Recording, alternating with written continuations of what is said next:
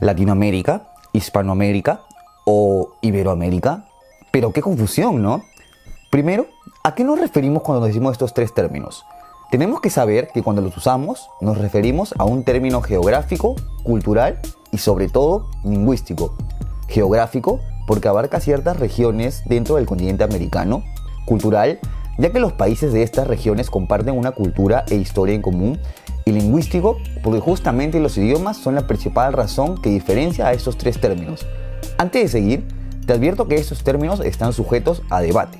Empecemos con Hispanoamérica.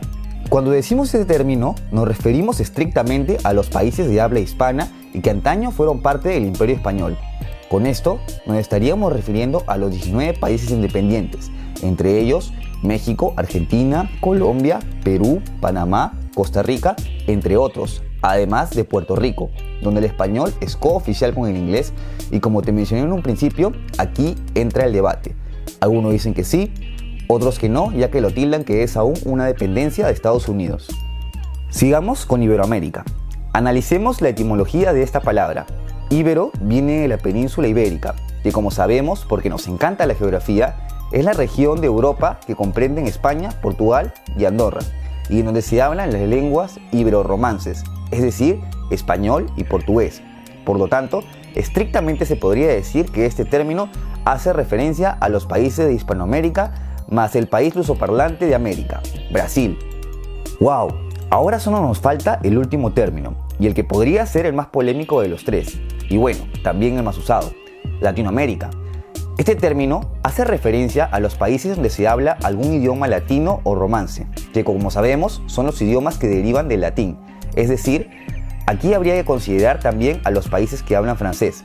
Claro, si Italia hubiese conquistado alguno de estos países, parleré italiano, entonces también sería considerado como latinoamericano. Y por otro lado, ningún país que se hable inglés, como Jamaica, Guyana o Belice, podría ser considerado como latino.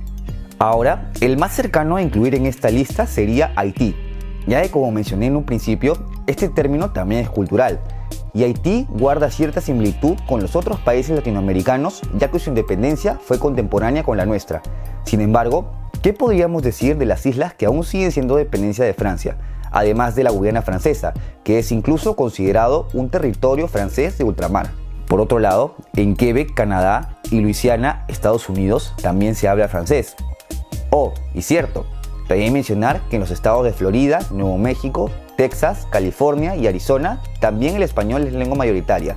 Entonces, ¿consideramos a estos estados también como Latinoamérica? Aquí entra de nuevo el debate, pues por más que lingüísticamente estas regiones también puedan encajar dentro de Latinoamérica, lo cierto es que el país a donde pertenecen no comparte la misma cultura que el resto de países latinos, por lo que bueno, esto podríamos dejarlo a criterio de cada uno. Entonces, resumiendo, tenemos que estos tres conceptos refieren a términos geográficos, culturales y lingüísticos. Estrictamente hablando, en Hispanoamérica están los 19 países que se independizaron del Imperio Español, más Puerto Rico. Con Iberoamérica, agregaríamos al país que habla la otra lengua ibero-romance, el portugués, es decir, Brasil. Y con el término de Latinoamérica, agregaríamos al país de habla francesa, Haití. Y bueno, a tu criterio, estaría si aquí también consideramos las colonias y dependencias francesas en América, más los territorios hispano y francoparlantes de Estados Unidos y Canadá. ¿Tú qué opinas? Déjanos tu comentario para saber tu opinión. Y no te olvides de apoyarme con un like y de suscribirte a mi canal para estar al tanto de más contenido. ¡Hasta la próxima!